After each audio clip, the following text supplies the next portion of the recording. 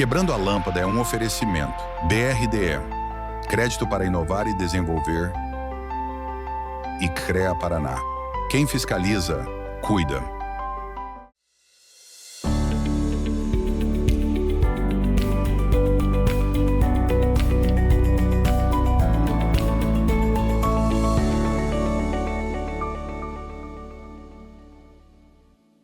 Tudo bem, meus nobres? Começa agora o programa Quebrando a Lâmpada, o programa que fala sobre inovação e case de sucesso para quem quer pensar fora da caixa e transformar ideias em realidade. Este é um programa, um oferecimento do BRDE, Crédito para Inovar e Desenvolver, e do CREA, Conselho Regional de Engenharia e Agronomia do Paraná. Eu sou Gilles Balbinotti e já peço para você nos seguir em nossas redes sociais, no Instagram, acompanhar o nosso canal do YouTube, no Spotify, e não perder nenhum programa e nenhum conteúdo exclusivo do nosso programa. A palavra que define o nosso episódio de hoje é conexão.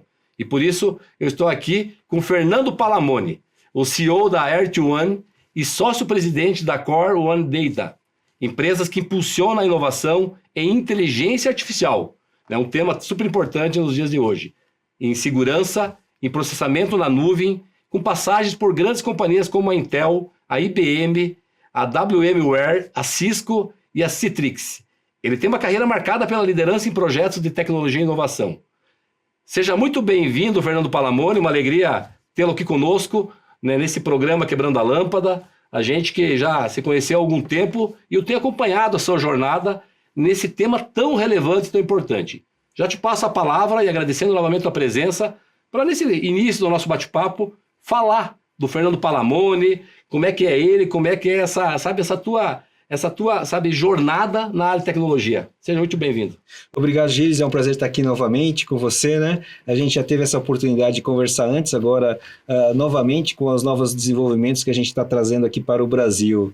E para mim é um prazer muito grande estar aqui conversando com você, conversando com a audiência do Quebrando a Lâmpada. O fator do desenvolvimento, trazer esse desenvolvimento para o Brasil é uma coisa muito próxima ao meu coração também, né? Eu sou brasileiro, sou engenheiro, então também é um prazer muito grande saber que o CREA está dando suporte para vocês aqui. Sou engenheiro, tenho uma paixão por esse desenvolvimento tecnológico. E a minha carreira é marcada por isso, desenvolvimento tecnológico, trazer desenvolvimento e ser parte desse desenvolvimento, né? Foi sempre uma paixão como engenheiro de desenvolver novas tecnologias e ser capaz de dizer, eu criei isso, né? Eu criei tal tecnologia, eu fui parte do time que criou tal tecnologia. E agora, como executivo, como trazendo parte do desenvolvimento do Brasil, minha função é criar possibilidade para essa tecnologia, para esse desenvolvimento ocorrer.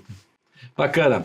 Você foi um player, né? Mas foi um player, né, no início da tua jornada em empresas Big Techs, sabe, de grande relevância, como IBM e Intel. Isso. Como que foi essa tua jornada? Fala um pouquinho dessa experiência, né, que tu passou por algumas, eu até diria décadas, nessas empresas, os aprendizados. Conta um pouquinho disso, que é um ponto bem importante para a nossa audiência também. Então, a primeira grande empresa de tecnologia que eu trabalhei foi a IBM, né? E a IBM é uma grande escola. A minha mudança para a IBM foi um progresso. Dentro da universidade eu desenvolvi um projeto, que esse projeto era para controle e automação. Na época, controle e automação de plataformas submarinas de extração de petróleo. E eu levei esse projeto para um congresso internacional, e nesse congresso internacional estavam várias empresas presentes. A IBM era uma delas, a TRW, a Mercedes-Benz, várias empresas internacionais, e surgiu então a proposta que eu fosse trabalhar com essas empresas, e eu selecionei na época a IBM, para eu trabalhar com a IBM, exatamente por essa possibilidade de me colocar em contato com tecnologias diferentes, clientes diferentes, mercados diferentes, como uma grande companhia ter exposição a essa área. E foi um momento muito oportuno, foi uma decisão, olhando para trás, uma decisão que alavancou em vários estágios da minha carreira, e eu tive a oportunidade então de trazer novas tecnologias, e estar, por exemplo, na época, na crista da onda. Então a gente trouxe tecnologias para o Brasil na época, foi a introdução da internet. Então a gente introduziu todos esses processos, como é que a gente poderia introduzir a internet oferecida pela IBM, que foi o primeiro grande serviço comercial de internet no Brasil, e oferecer isso para o Brasil também. Então eu fui na época responsável por montar aquele grupo, de dar todo o suporte técnico, como é que você vai lidar com o cliente, como é que você trabalha com o cliente. E foi uma das grandes experiências que eu tive, que marcaram também a minha carreira, e dali para frente seguiu outros movimentos, né? Então foi a mesma época, logo em seguida a IBM fez uma transição de produtos para serviços, né?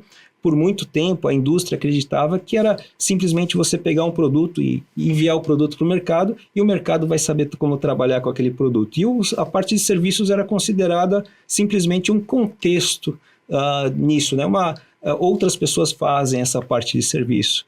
E a IBM, então, naquela época, uma das empresas começou a fazer essa transição para a parte de serviços. Então, o meu time, que já tinha essa experiência de criar os serviços de internet, foi então escolhido pelo grupo da IBM do Brasil para então começar a implantar como é que seria essa estrutura de serviços na IBM, para a IBM, a oferta de serviços para o Brasil. Então a gente acabou, de novo, na crista da onda, criando essa parte de serviços para a IBM no Brasil, né? Mas a minha paixão na época, cada hora, então você pode ver essa paixão por tecnologia, desenvolvimento, marcou minha carreira, né? E na época, uma coisa que se discutia muito eram as redes de computadores, o networking, né? Como é que esse network funciona. E eu tinha essa paixão por desenvolver essa área de network. Então eu acabei fechando um contrato com a IBM dos Estados Unidos. Na época a IBM tinha uma divisão chamada Network Hardware Division, desenvolvendo routers, desenvolvendo essa tecnologia. Então eu fui lá de novo desenvolver a tecnologia que ia dentro dos routers, né? Implantando protocolos de comunicação, implantando protocolos de rede. O servidor na época, o servidor chamado DHCP, né? Que é o que distribui o protocolo IP para as máquinas ao redor, dentro do router da IBM.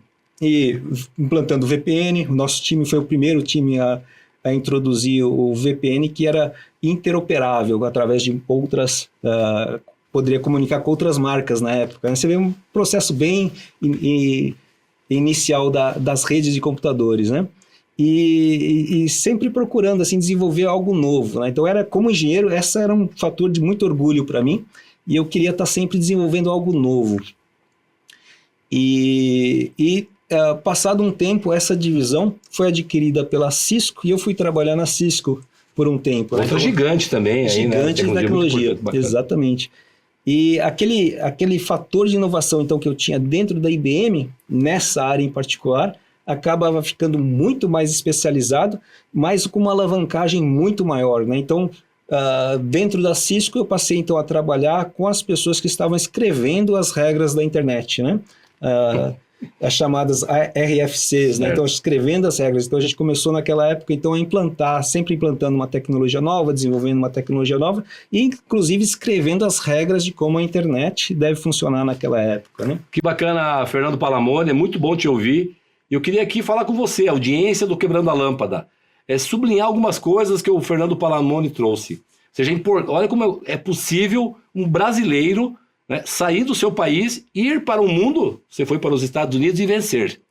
E mais ainda, retornar ao Brasil, ou seja, quem não vive hoje, quem vive sem a internet hoje? Ninguém vive sem a internet. A importância da internet para o trabalho, para o entretenimento, para a geração de negócios, para a geração de soluções tecnológicas. E aqui no Quebrando a Lâmpada tem uma pessoa responsável por esse time, né, que participou desse time quando a internet veio para o Brasil, se não me engano, na década de 90. Então, que bacana isso que eu gostaria de sublinhar inicialmente. E eu vi ainda um comentário seu, antes da gente entrar daí, o próximo passo, né, após a Cisco, após a Intel, sobre o capital humano que nós temos no Brasil, né, que é muito importante, mas que de repente a gente tem que começar a reter ele também. Talvez, ou seja, você na época foi para fora. Como é que é isso? Fala um pouquinho dessa tua experiência, porque a nossa audiência é uma inspiração importante que você vai trazer para eles. Então, na época, o que aconteceu? Isso ainda ocorre muito no Brasil, talvez hoje até numa forma mais acelerada. Devido à dificuldade de desenvolver, de ter contato com essa tecnologia, nova tecnologia aqui no Brasil, né, devido ao próprio... as empresas, muitas vezes, elas não têm interesse em desenvolver essa tecnologia aqui no Brasil. Para que eu continuasse me aprofundando na minha área de interesse na época, eu tive que ir para fora do Brasil, né? Então eu tive que ir no caso, para os Estados Unidos, trabalhar com o centro de pesquisa da IBM lá nos Estados Unidos, né? Então esse movimento é chamado diáspora científica, onde os pesquisadores, os engenheiros brasileiros que querem desenvolver uma nova tecnologia ou querem se aprofundar em uma nova tecnologia ou continuar desenvolvendo aquela área específica de pesquisa deles, eles precisam ir para fora para ter acesso ao recurso, para ter acesso àquele centro de desenvolvimento, para continuar mesmo desenvolvendo aquela tecnologia. Então isso ocorre muito no Brasil. Então o talento brasileiro, a capacidade criativa do brasileiro, a capacidade de desenvolver coisas novas é muito bem vista lá fora. O talento brasileiro é muito bem visto. Mas encontra essa dificuldade, algumas vezes, de continuar progredindo dentro do seu próprio país, né? Então é mais fácil, muitas vezes, você ter essa progressão, continuar na sua área de pesquisa fora, do que continuar no Brasil. Cria esse movimento de perder essas mentes, perder esse desenvolvimento com esse talento indo para fora. Muitas vezes esse talento retorna também, trazendo essas tecnologias de volta.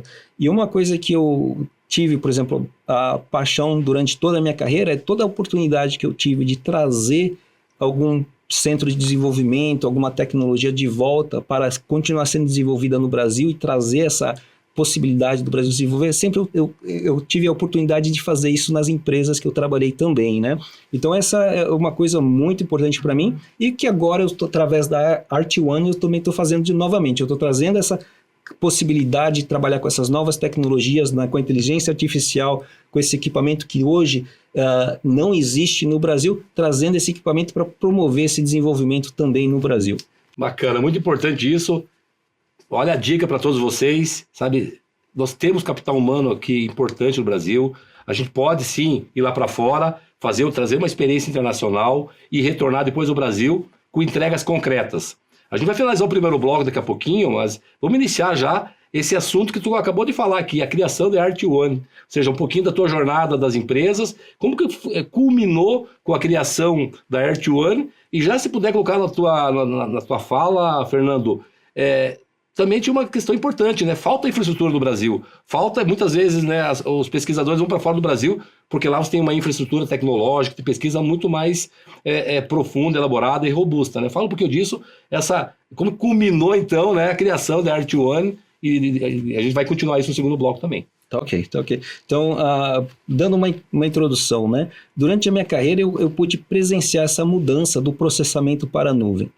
Então, quanto o processamento para a nuvem que existe hoje, o mais comum é a parte de serviços web que a gente tem, né? Então, o processamento na nuvem, você vai ter serviços, você vai ter containerização daqueles serviços, ou a virtualização através, por exemplo, da VMware, que foi uma das primeiras companhias a introduzir esse tipo de virtualização. Então, eu tive a experiência de trabalhar na VMware, tive a experiência de trabalhar junto com a Google, não diretamente com a Google, mas desenvolvendo também produtos para a Google Cloud, né? E então eu trazia essa experiência comigo. E a experiência também de gerenciar esse tipo de estrutura a nível global, né? Através da Citrix, é uma outra empresa de produtos para cloud, que atua muito, por exemplo, no setor financeiro, né? E então com base nessa experiência, eu comecei a então direcionar mais a minha carreira para essa parte de virtualização, para essa parte de processamento na nuvem, e que acabou, então, trazendo a oportunidade de criar grupos e companhias dentro exatamente foco nisso, foco no processamento na nuvem, foco na segurança cibernética e com o surgimento da inteligência artificial, trazendo esse foco também de poder prover esse processamento da inteligência artificial na nuvem, né?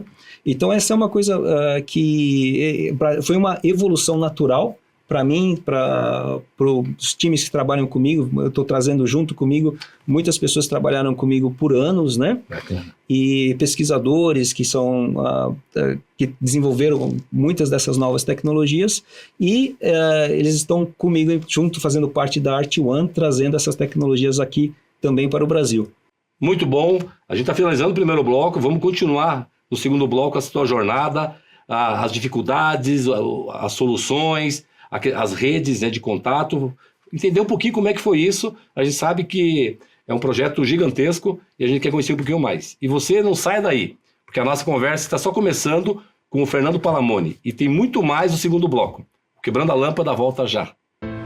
Cada vez que você volta do trabalho, que você se alimenta, cada vez que você viaja sozinho ou com a família, pega um ônibus, carro ou avião, sobe ou desce de elevador, cada vez que você pensa em qualidade ou na segurança de tudo aquilo que é produzido na cidade, no campo, nas indústrias ou em tudo ao seu redor, em cada um desses momentos, existe o trabalho de milhares de engenheiros, geocientistas e agrônomos que, em conjunto com o CREA Paraná, são responsáveis por produtos ou serviços cada vez mais presentes no seu dia a dia. Há 91 anos é assim. CREA Paraná. Quem fiscaliza, cuida.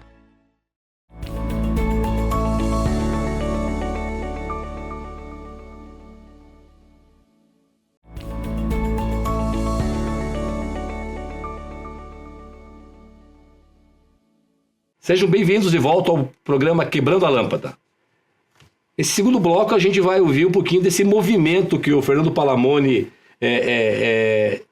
entendeu da importância de melhorar a infraestrutura no Brasil, em face, né, Palamoni, ao déficit que tinha, né, de infraestrutura no Brasil para o processamento dos dados, e no Brasil também, e fora do Brasil também. Fala um pouquinho desses números, como é que hoje, essa necessidade hoje, ainda mais na era da IA, de você ter data centers, né, que tem uma certa especificidade, e esse déficit no Brasil. Por favor, fala desse movimento todo, como é que foi, como que vocês entenderam esse contexto todo?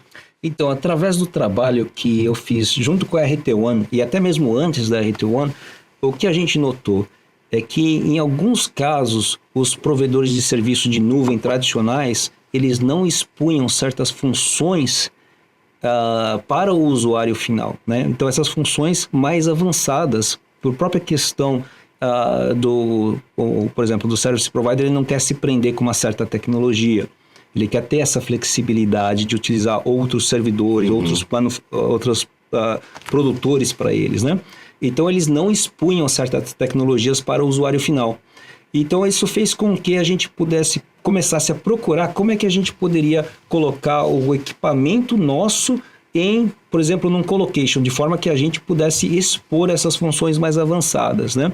Então, funções, por exemplo, de criptografia, de você rodar essa parte de segurança digital, essa parte, por exemplo, de confidential compute, né? De computação confidencial, e algumas funções também de inteligência artificial. Então, passou a requerer que a gente tivesse uma infraestrutura diferenciada dos serviços tradicionais que o provedor de cloud tradicional oferece, né? E com isso, a gente passou a olhar como é que a gente, através dos nossos parceiros, trabalhar com, por exemplo, com esses serviços de colocation e colocar o nosso equipamento ali. E com isso, começamos a pesquisar como é que a gente pode fazer isso, né? Como é que a gente pode criar a nossa própria infraestrutura, o que chegou ao data center. Antes mesmo da gente saber que existia essa deficiência grande a nível de processamento no Brasil. Então, estou falando disso fora do Brasil, né? E quando a gente passou a observar o Brasil, a gente passou um ano estudando o Brasil antes da gente fazer qualquer movimento em direção ao Brasil. No nosso estudo, a gente começou a observar, olha, por que isso não ocorre? Por que aquela outra coisa não ocorre? Por que a gente não tem mais oferta no mercado brasileiro? Qual que é o custo do mercado brasileiro? O mercado brasileiro será competitivo ou não, né? E a gente notou que e quando você fala de um data center, você precisa estar a nível de competitividade global, né? Os dados que você tem aqui, você pode acessar em qualquer lugar do mundo. E que é o que ocorre hoje. Então, tem muitas empresas no Brasil fechando contrato com provedores de serviço nos Estados Unidos, na Austrália. Os dados podem residir em outros locais. E a gente nota, por exemplo, com esse próprio dado da Secretaria da Fazenda no Brasil, que indica que 60% dos dados do Brasil são processados fora, né? Pela falta da infraestrutura aqui. Sim. Então, o problema é maior do que o problema que a gente já observava fora. Não é simplesmente ter o service provider que não expõe as funções que a gente precisa, mas a gente tem esse fator que não tem o equipamento, não existe o equipamento aqui, a tecnologia que está sendo utilizada aqui não permite isso, né? E o custo proibitivo que força o processamento a ocorrer fora do Brasil. Então, esse é um fator de competitividade. Então, o Brasil, de uma forma geral, e para vários setores econômicos, a gente precisa olhar isso, que esse setor econômico não é isolado do resto do mundo. Se você não tiver a nível de competitividade mundial, você vai perder esse serviço e alguma outra pessoa vai executar, né? E o setor de data center é um grande exemplo disso. Então, a gente precisa estar a nível de competitividade global. E aí a gente passou a estudar quais os fatores, como é que a gente pode chegar nesse nível de competitividade global, de forma que a gente atraia e retenha o processamento desses serviços aqui no Brasil. Não só para a necessidade do Brasil, mas como a necessidade global, né? Então, como é que a gente pode ser competitivo a nível de Europa, competitivo a nível de Estados Unidos? Então, a gente analisou todos esses fatores e começamos a modelar o projeto da Art1, de como é que a Art1 poderia se instalar no Brasil e poderia operar no Brasil de uma forma altamente eficiente, de forma até mesmo a atrair o processamento para ser executado dentro do Brasil, né? E é esse modelo que a gente está lançando, com esse tipo de equipamento que a gente está lançando. Então, a gente está lançando, a gente vai trazer o equipamento o mais avançado que existe. Não existe no Brasil ainda esse não equipamento. Existe no Brasil esse equipamento, né? Então, a gente está falando do último geração de chips, por exemplo, da NVIDIA, com a manufatura, por exemplo, da Supermicro, que é um outro grande parceiro nosso, estão dando suporte excelente para todo o nosso projeto, e eu recomendo muito do equipamento da Supermicro. E a gente fez esse alinhamento, a gente tem esse alinhamento com eles, a gente fez esse alinhamento com eles desde de lá de fora até aqui o Brasil, né? Como é que a gente pode montar, trazer esse equipamento? A própria Supermicro, nos ajudou a obter autorização da NVIDIA para trazer esse equipamento para cá, para o Brasil, autorização da Secretaria do Comércio, como é que a gente faz para ter essa Secretaria do Comércio dos Estados Unidos para a gente poder trazer esse equipamento de última geração para o Brasil. E é isso que a gente está oferecendo aqui. E é ótimo essa confiança, né? Até pela tua experiência, tua jornada nos Estados Unidos. Isso é importante, você ter os melhores junto contigo, né? Isso. Fernando Palamone, fala um pouquinho hoje como é que está o cenário hoje, até para a gente balizar, né, na nossa audiência. Como é que está hoje o mercado, os data centers, né? Talvez não em cloud também, mas os físicos aqui no Brasil. Fala um pouquinho desses números e também como é que está, digamos, esse ambiente brasileiro para receber um data center como esse da Art1. Então, essa é uma pergunta muito complexa, né? Então, às vezes a gente tem que dividir isso em várias etapas. Primeiro, o ambiente dos data centers. Os data centers estão mudando muito, né? Então, aquele data center tradicional, com aquele equipamento tradicional refrigerado a ar, que você precisa ter o equipamento de troca de calor nas laterais, esse equipamento de troca de calor em equipamento de baixa eficiência, esse modelo não vai seguir para o futuro.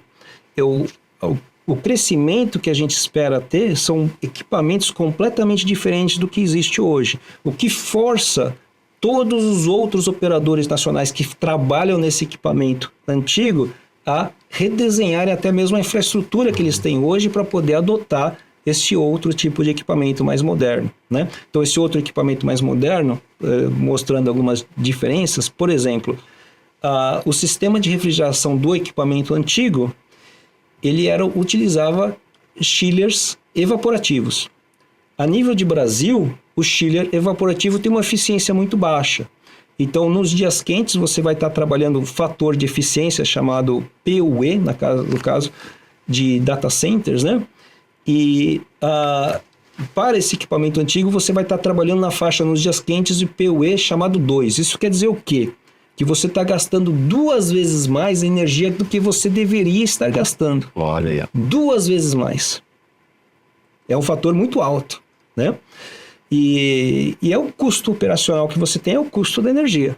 É um dos grandes fatores de custo para você, que te coloca fora do mercado. É o fator de competitividade, né? De competitividade. E energia elétrica, por sinal, não é só fator de competitividade. Você ter acesso àquela energia elétrica é um fator de desenvolvimento, né?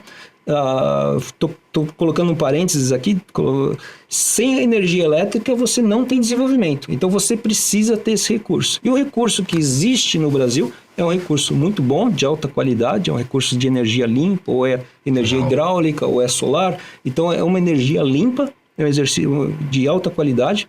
No caso da solar e eólica, ela é uma energia intermitente, ela sobe e desce, né? Então tem que tomar um pouco de cuidado. Mas a hidráulica normalmente tem um pouco de sazonalidade, mas é uma energia muito confiável e barata. Certo. Então, por que não o Brasil? Por que não existe esse desenvolvimento do Brasil? Muito porque a gente ainda está operando com a tecnologia antiga, né? Então os nossos custos operacionais jogam para fora. Então trazendo uma infraestrutura nova que te permite você trabalhar nesse fator de eficiência que praticamente o seu consumo adicional de energia é muito baixo, na faixa de 5 a 10% a mais, não é 100% a mais. Perfeito. 5 a 10% a mais. Esse é o nível que a gente está dentro dos nossos projetos, a gente está usando como base de cálculo, né? Então a gente já está objetivando o maior nível de eficiência energética para não ter gasto, para a gente se qualificar nas normas de, por exemplo, de controle de poluição ambiental, nas melhores normas de controle de poluição ambiental que existem a nível, por exemplo, de poder servir exatamente a Europa. A gente não está visando só o Brasil. A competitividade é global e a gente vai servir o mundo todo, né, através do Brasil. Bacana, ótimo, excelentes informações que o Palamone traz. E, ou seja, podemos comentar no segundo bloco, Palamone, tudo alinhado com o ISG, né? Com o ISG, a questão, essa responsabilidade, essa questão responsável e sustentável, a gente pode conversar sobre isso, os insumos, o caso da energia elétrica limpa, mas também a questão da água. Então, se a gente puder já iniciar o terceiro bloco falando desse ambiente que vai fornecer, e já se puder falar das regiões, das cidades que já tem os projetos iniciados, a gente vai ser bem bacana o início do terceiro bloco. Já a gente volta com mais insights e esse projeto fantástico que o Palamone está nos apresentando, que vai levar o Brasil para outro patamar em termos de tecnologia. Essas histórias são inspiradoras e elas podem acender muitas luzes aí na sua cabeça. Fica por aí. Quebrando a Lâmpada volta já.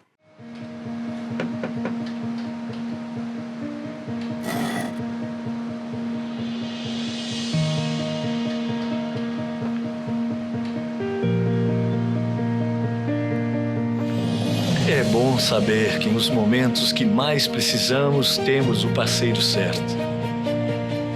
Ou mais de um parceiro, né, filhão? BRDE, o banco que está sempre um passo à frente, é o mesmo que está sempre ao seu lado.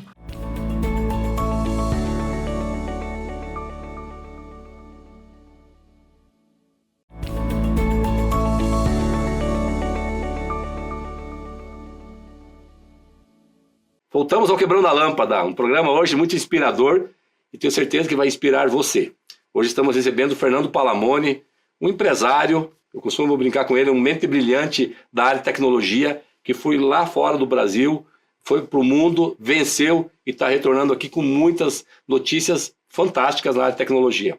Palamone, a gente finalizou o primeiro bloco, você falando, né, da estratégia, né, dos data centers, das comparações, e essa conexão muito forte com o ISG, né? Ou seja, um projeto responsável e sustentável, né? Fala mais um pouquinho sobre isso e em seguida a gente também pode avançar aí para a questão do data center para o IA verde e assim por diante. Sim. Como eu mencionei, essa diferença, o novo data center é completamente diferente do antigo data center, né? Então, colocando termos básicos, né? O sistema de refrigeração é diferente. O sistema de refrigeração antigo dentro para as máquinas é ar, mas eles precisam dos chillers. Esses chillers utilizam água, são sistemas evaporativos. Isso normalmente consome muita água, né? Então esses chillers evaporativos para o Brasil têm uma eficiência baixa e consomem muita água. Passando para as tecnologias modernas que existem hoje, que são necessárias num data center moderno, o que acontece? Você tem nas máquinas refrigeração líquida. Esse líquido que corre dentro da máquina é diferente do líquido que é usado para a refrigeração do ambiente em si, né? Então, dentro da máquina você vai ter um dielétrico, você vai ter um glicol, vai ter um líquido diferente que corre naquele primeiro circuito. Esse circuito precisa trocar calor com algum outro circuito. Então, esse vai para o segundo circuito. Esse segundo circuito é muito diferente daqueles chillers antigos. É o chamado é um circuito fechado chamado de dry cooler, né? Circuito seco, apesar de ter o líquido correndo lá dentro, né? Então tem essas diferenças. Então a refrigeração a ar, você tem o chiller a água. Na refrigeração líquida, você tem o dry cooler, parece uma coisa diferente, né? Você tem o circuito, por ser circuito fechado, é chamado dry cooler. Então é uma coisa interessante, né? Então você tem que saber muito bem do que você está falando. Então o circuito moderno é completamente diferente, já não consome aquela quantidade de água, né? Então, fazendo uma comparação, hoje o Brasil tem em torno de 800 megawatts de potência instalada de data center. Todos esses data centers estão no sistema antigo, utilizando os chillers a água, evaporativo, né, do sistema evaporativo. Então, para cada 100 megawatts, esse é o sistema antigo, para cada 100 megawatts do sistema antigo, em torno de 2 milhões de litros de água são consumidos, 2 bilhões de litros de água são consumidos ao ano. É uma quantidade enorme de água.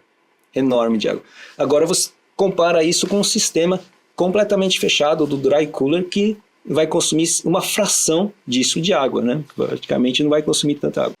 Não, bacana. E todos esses dados de entrada de projeto, água, energia elétrica, a questão das políticas públicas, as áreas, né? Enfim, certamente entrar no estudo, né, da Earth-1 para definir os locais que seriam iniciados esses projetos. O que tu pode falar para nós, como é que está, onde iniciou, como que está o status e qual que é a expectativa aí de quantos data centers aqui para o nosso país? Então, a gente analisou vários fatores. São 7 fatores iniciais para a gente ter a identificação da área, né? Então, durante esse ano passado, a gente passou a mapear essas localidades. Um dos estudos que a gente se baseou, o próprio estudo da ONS, que é o Operador Nacional do Sistema Elétrico, Sistema Integrado Elétrico do Brasil, e esse estudo da ONS indicava o seguinte: existem áreas do Brasil com excesso de energia. Então, muitas vezes a gente fica pensando, falta energia. Não falta no Brasil, né? A gente tem locais do Brasil com excesso de energia. Esse excesso é tão alto, que causa problemas, porque acaba sobrecarregando o transformador. É um problema chamado de fluxo reverso, né? Então, quando a gente pensa, por exemplo, em 2023, teve aquele grande apagão no Brasil, correu no Nordeste, não tem a carga no Nordeste, mas o apagão correu no Nordeste, se estendeu até o Sul, chegando em São Paulo. Em São Paulo, o sistema de metrô, o sistema de trens elétricos parou pela falta de eletricidade por causa do apagão. Em São Paulo, a rede se reconfigurou mais rápido, em 10 minutos os trens estavam voltando a funcionar, mas isso levou mais tempo no Nordeste. Isso ocorreu pelo excesso de geração, né? Então, em um momento do dia, você tinha geração solar entrando ali, e aquele excesso de geração causou fluxo reverso, começou a sobrecarregar os transformadores por causa do fluxo reverso, teve que se desligar por segurança, desligar chaves, e aquilo causou efeito cascata, né, causando o apagão. Certo. Então, o apagão foi causado, né? Então, normalmente a gente tem sobrecarga, mas a sobrecarga é sobrecarga de geração, não sobrecarga de consumo nesse caso, né? Então a gente tem, de novo, precisa diferenciar esses tópicos. E então a gente localizou áreas do país em que existia excesso de geração, né?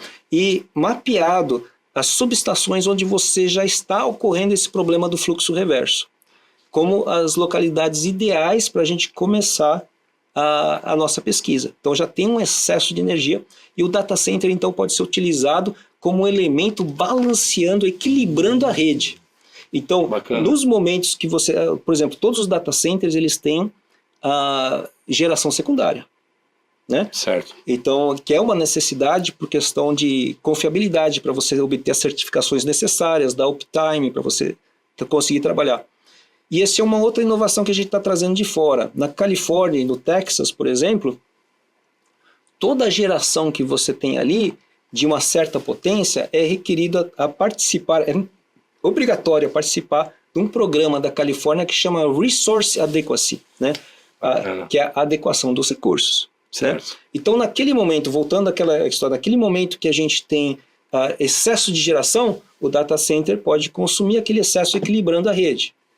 no momento que existe a falta de geração, o data center tem a geração interna, ele pode gerar Pode repor. e jogar na rede. Bacana. Então, nos Estados Unidos, isso normal, é parte do requerimento, ele chama Resource Adequacy, por exemplo, na Califórnia, né? Que a cultura já existe há um bom tempo, então já está regulamentado isso. Já está regulamentado isso. No Brasil ainda não, teria que daí trabalhar essa... Teria que trabalhar. Então, no Brasil, Ótimo. como isso funciona? Isso seria chamado, talvez, uma criação de uma reserva de capacidade para jogar na rede, né? Ou Certo. então uma regulamentação de serviços chamados serviços anciliares de rede para fazer esse balanceamento da rede de eletricidade. Mas o data center, então, tem essa possibilidade de ser um grande elemento equilibrando a rede. Tanto é que exatamente essa função, a chamada... essa função de você poder equilibrar a rede, por exemplo, durante essa pesquisa do que poderia ter aliviado aquele problema do apagão de 2023, né? Então a ONS tem um documento feito junto com a EPE, que é o Instituto de Pesquisas Energéticas, né? E a EPE mapeou que para se amenizar, não resolver o problema do apagão pela sobregeração, né? Mas para se aliviar aquele problema, seriam necessários a instalação de 9 compensadores síncronos em certas localidades do Brasil. 9 compensadores síncronos. O custo de cada um daqueles compensadores síncronos, cada um, é em torno de R$1 bilhão, né?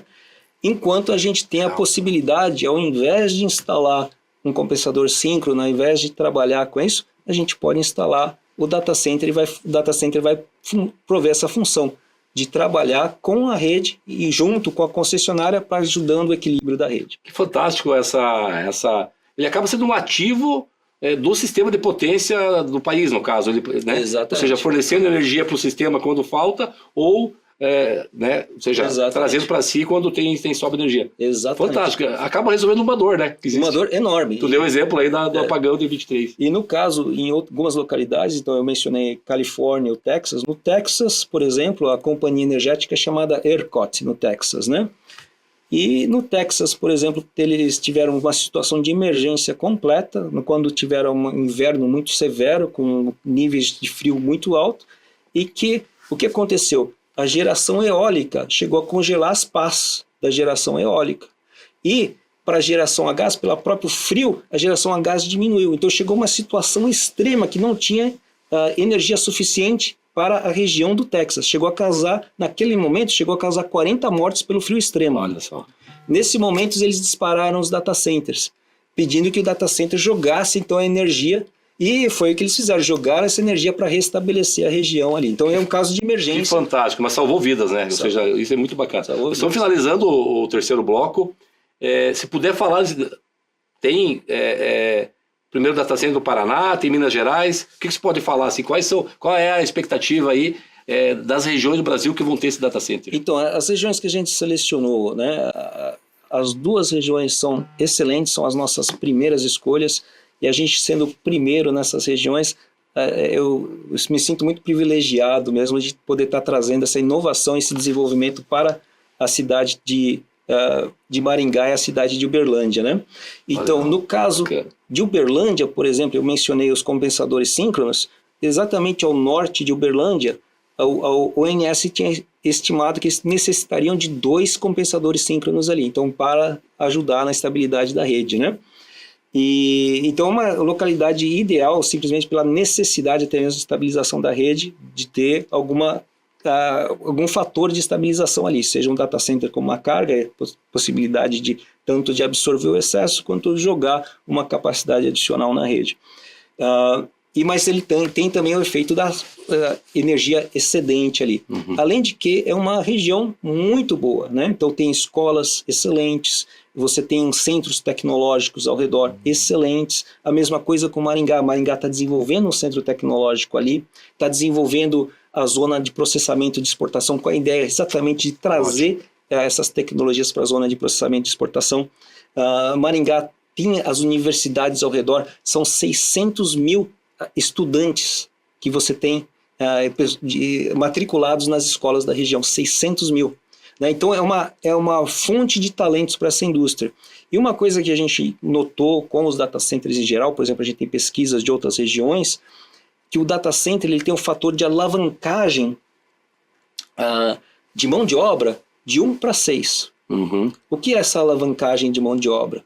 Para cada uma pessoa empregada dentro do data center, existem 6 outros que vão ser empregados pela cadeia de suprimento. Impactados, né, no ecossistema, ali na rede, legal. Vão ser trazidos para aquele geração de empregos ao redor pela cadeia de suprimentos do data center, né? Então, tendo essa fonte de talentos ao redor das universidades, nessas localidades, é excelente. E o outro fator que é essencial, essas 2 cidades, elas estão na lista das melhores cidades, foram votadas entre as melhores cidades para se morar no Brasil. Fator importantíssimo, né, para atrair. Importantíssimo, exatamente. Então, ET e atrair. aonde que o talento quer ficar? O talento quer ficar próximo em áreas que tem universidade, onde eles possam desenvolver e onde que eles possam criar uma família, que eles possam ficar naquela localidade, ter segurança. Maringá, votada como a número 1 por 4 anos seguidos. Uberlândia, né, o número 2 e 3 são em São Paulo, que é uma região saturada, mas a Uberlândia vem como número 4. Logo em seguida, a melhor cidade, mais votada, a melhor cidade para se morar de Minas Gerais. Então a gente está pegando a melhor cidade do Paraná e a melhor cidade de Minas Gerais, né? Para desenvolver, trazer esse talento, trazer esse influxo de investimento para a região, influxo de esse efeito que a gente traz tecnologia e desenvolver até trazer o desenvolvimento econômico para essa região. Excelente, é um ativo importante que entra nesses 2 ecossistemas de inovação, eu conheço ambos, é muito importante isso, né? Ou seja, com a questão de capital humano, a questão da legislação, fantástico. Vamos iniciar olha só, quando a conversa é boa, Palamone, passa rápido o tempo, a gente vai finalizar esse bloco, e iniciar o próximo bloco, eu queria que você falasse sobre os setores da economia, os setores econômicos do Brasil, que mais vão ser beneficiados e que hoje tem essa dor em relação aos data centers, tá? E você, por favor, fica por aí para o nosso próximo e último bloco, Quebrando a Lâmpada. Ele volta já. Na Expo Inter, o Banco Regional de Desenvolvimento do Extremo Sul, o BRDE, anunciou 4 novos contratos para provedores de internet, somando 15 milhões de reais em financiamentos. Os recursos vêm do Fundo de Universalização dos Serviços de Telecomunicações e incluem linhas emergenciais para empresas gaúchas atingidas pelas enchentes.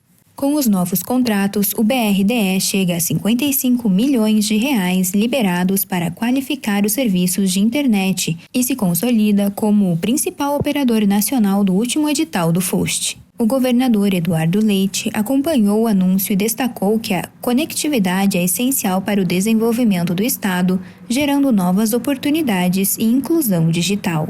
As empresas beneficiadas vão ampliar a infraestrutura de fibra ótica, construir data centers e investir em capacitação de mão de obra. Para mais informações, acesse brde.com.br.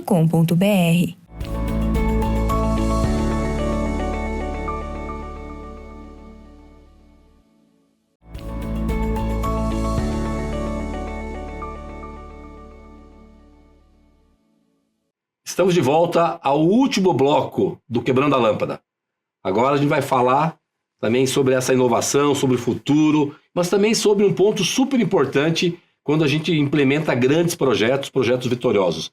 Essa articulação, esse fomento, trazer todas as hélices, né, para discutir e estarem juntos num projeto como esse. Palamone, importantíssimo isso, vocês fizeram isso. Fala um pouquinho desse fomento, né, junto à hélice governamental, o município, o governo do estado, o governo federal, as academias. Fala um pouquinho como foi esse momento. Eu acho que cada um dos estados no Brasil, ele tem um órgão responsável por desenvolvimento, né? Eu tive uma experiência muito positiva com a Secretaria de Desenvolvimento aqui do Paraná, desenvolvimento de Minas, o Invest Minas, que é grupo dentro da Secretaria de Desenvolvimento, e com o suporte, realmente o suporte governamental é muito importante, né? Então, hoje a gente sabe que, por exemplo, a indústria, através do tempo, ela tem reduzido no Brasil, né? Então, há 20 anos atrás, a indústria representava 20% do PIB brasileiro. Hoje, representa 10% do PIB brasileiro. E a indústria é um fator muito importante para o desenvolvimento econômico. Então, a Secretaria de Desenvolvimento do Estado está muito interessada, claramente, né, por razões óbvias, em trazer esse desenvolvimento para o Estado, né? E eu tive um suporte muito grande da Secretaria de Desenvolvimento, do Grupo Invest Minas, o Grupo Invest Paraná. Na época, na Secretaria de Desenvolvimento do Paraná, quem estava responsável pela Secretaria de Desenvolvimento era o deputado Ricardo Barros. Ele estava em licença da função de deputado federal, trabalhando diretamente para o governador Ratinho Júnior, e o governador Ratinho Júnior também deu muito suporte, né? Então, quando a gente fez o anúncio da possibilidade de trazer esse data center para cá, inicialmente uma possibilidade, a gente teve o suporte direto do governador Ratinho Júnior, na época, secretário de Desenvolvimento, o deputado Ricardo Barros, e a gente começou a procurar dentro do estado do Paraná, localidades. A gente teve um suporte muito grande da prefeitura também de Maringá e do prefeito Silvio Barros de Maringá, e todo esse suporte. Então, esse suporte, esse compromisso, inclusive se comprometendo a criar a ZTE local, que possibilite, então, trazer esse fluxo de tecnologia de fora para o Brasil, né? E desenvolver alguma tecnologia aqui e também levar para fora do Brasil, né? Então, esse era um dos fatores importantes. Da mesma forma, a gente teve um suporte enorme do governador de Minas Gerais, né? Do vice-governador, do prefeito Paulo Sérgio de Uberlândia, fantástico, né? Do suporte que eles estão dando para a nossa iniciativa é muito, muito boa. Governantes visionários e que querem resolver os problemas, gerar trabalho e renda de alto valor agregado, que é o que o setor de tecnologia traz, né? Isso. Temos várias questões para ver nesse bloco ainda, então algumas questões rápidas. Os setores da economia que vão ser beneficiados, cita alguns realmente, certamente hoje todo mundo precisa, né, armazenar os dados, mas fala dos principais. Então, eu acho que tem dois elementos muito importantes aqui. O data center é um elemento essencial. Eu diria, hoje, na cultura moderna, na indústria moderna, é um elemento obrigatório, né? Então, tudo que se faz hoje, você pegar o teu telefone e fazer uma ligação telefônica, você está passando por um data center. Você comprar a tua passagem aérea, você está passando por um data center. E, de novo, muitas vezes esse data center está fora do Brasil. Hoje, 60%, é um número muito alto, é processado fora do Brasil. De dados em geral. Quando a gente fala da inteligência artificial, esse número é 95% está sendo processado fora do Brasil, né? Então, a gente realmente precisa trazer esse processamento para o Brasil, né? Por uma questão de até mesmo soberania nacional, até mesmo segurança nacional. Segurança cibernética e assim por diante. Certo. Então, imagina, se 60% dos dados estão sendo processados fora do Brasil, imagina a situação que a gente fecha essa torneirinha. O que acontece quando fecha essa torneirinha? Para. Né? Toda a sociedade, você não vai ser capaz de colocar uma ligação telefônica, você não vai ser capaz de receber o resultado de um exame médico, você não vai ser muitas vezes capaz de até mesmo de processar coisas básicas do dia a dia, ir no restaurante e processar o seu cartão de crédito ali, né? Então, hoje é um elemento mandatário, obrigatório ali do sistema, né? Olhando para o futuro, o que acontece com esse processamento de IA? O processamento de IA é a fábrica do futuro. Então, da mesma forma que a tecnologia de processamento, até mesmo de manufatura evoluiu com o tempo, então você tem desde a máquina a vapor, a criação da linha de montagem, a introdução do motor elétrico, melhorando a possibilidade de produção. Depois do motor elétrico, você teve os sistemas de controle analógico, sistemas de controle digital, melhorando a qualidade do resultado da manufatura, fazendo uma manufatura mais precisa, uma manufatura de melhor qualidade, permitindo toda essa inovação que a gente vê ao nosso redor. No momento atual, a introdução da inteligência artificial vai permitir obter uma eficiência muito maior com relação a isso. Então, quando você pensa, por exemplo, nessa linha de montagem, você vai ter uma situação em que você vai ter a detecção de pequenos fatores que estão sendo introduzidos naquela. Como é que a torque que você está usando para inserir um parafuso na máquina, a específica medida, a vibração que está ocorrendo em uma certa máquina. E com isso você consegue predizer se no final daquela linha de montagem você vai ter um problema ou não, né? Agora imagina uma situação de uma indústria automobilística. Todos esses fatores são medidos, mas uma situação de uma indústria automobilística que você pode, antes de você cair numa situação de recall, né, que você precisa levar o custo que existe num recall, que você precisa levar o carro ali, se você puder, na linha de montagem, identificar que está havendo esse problema, né? Então você tem um monte de produtos que no final leva tempo para você produzir esse produto final. Antes mesmo de você chegar naquela situação que o produto final está sendo enviado para o cliente, agora você consegue lidar com isso dentro da linha de montagem. Não só isso, aí a inteligência artificial vai permitir níveis de customização, um produto muito mais customizado, permite níveis de eficiência muito maiores também.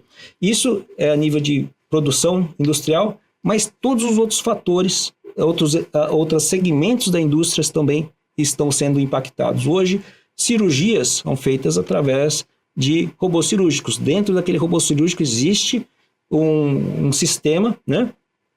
Em um dos casos, foi até um dos grupos que trabalhou comigo, fez o sistema que vai dentro desses robôs cirúrgicos, né? Uhum.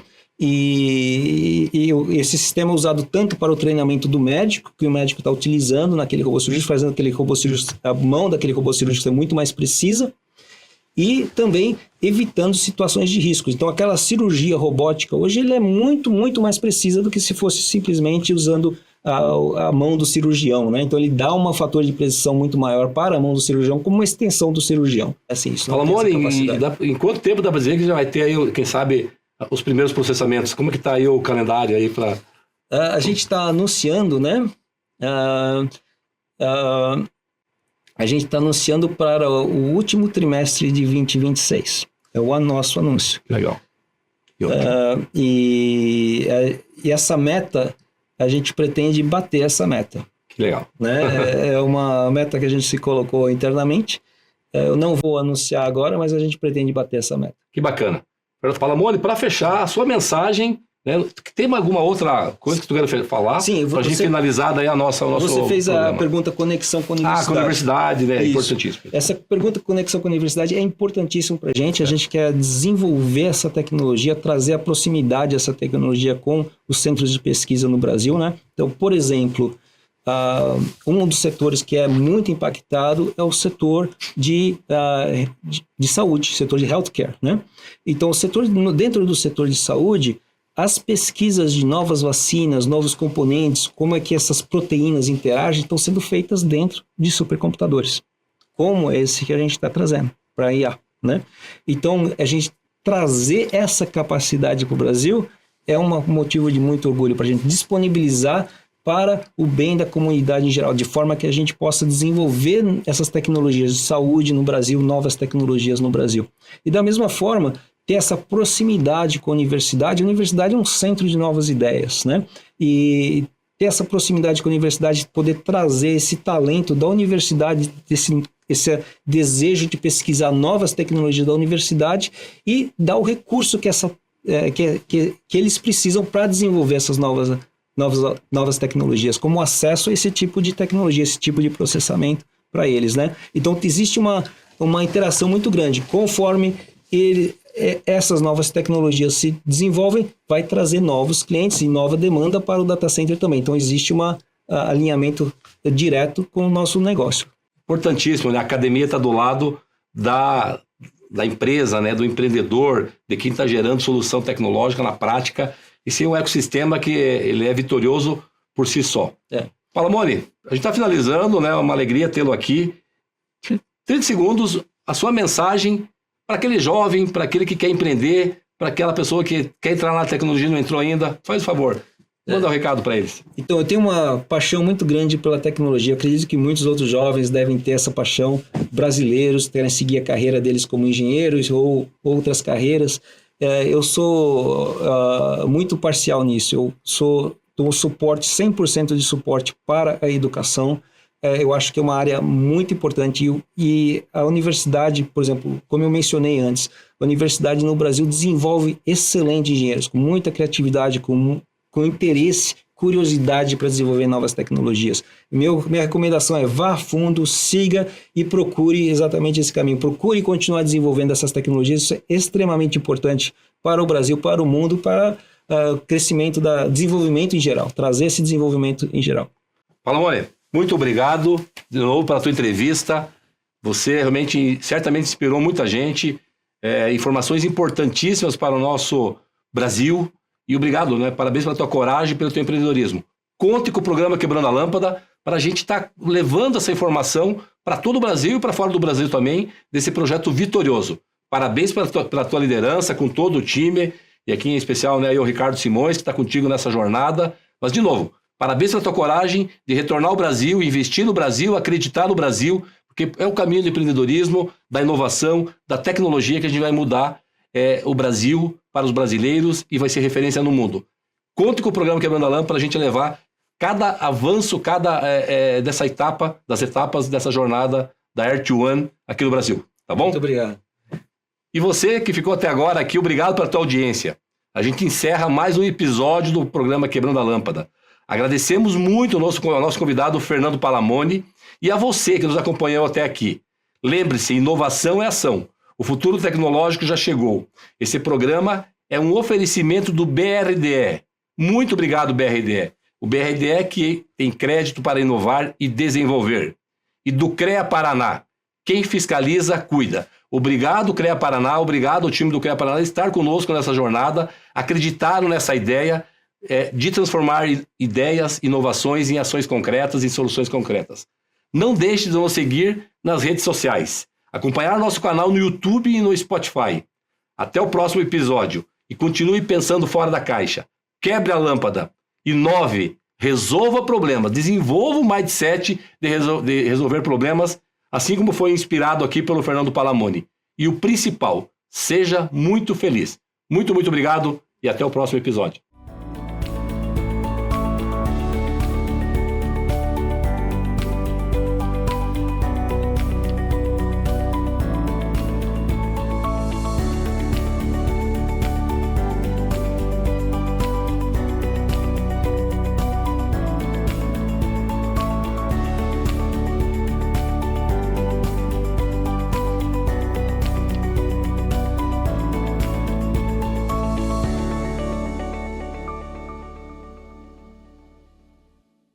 Quebrando a Lâmpada é um oferecimento. BRDE.